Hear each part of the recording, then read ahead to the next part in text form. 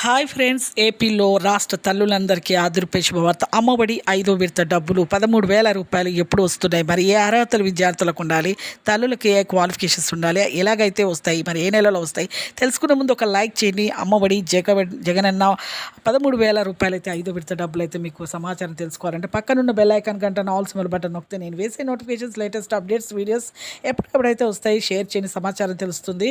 ఇక కొత్తగా చూసారు సబ్స్క్రైబ్ చేయండి. లేట్ చేయకుండా అయితే వీడియోలోకి అయితే వెళ్ళిపోదాం ఫ్రెండ్స్. ప్రతి ఒక్కరికి కూడా విద్యార్థులకు 75% అయితే అటెండెన్స్ అయితే ఉండాలి.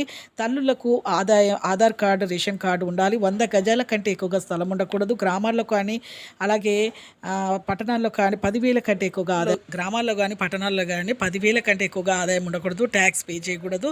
ఇక ఈ నెల 15వ తేదీ వరకు అమ్మఒడి 13,000 రూపాయల 5వ విడత డబ్బులు అయితే ప్రతి ఒక్కరి ఖాతాలో అయితే పడతాయి. ఈకేవైసీ అయితే చేసుకోవాలండి.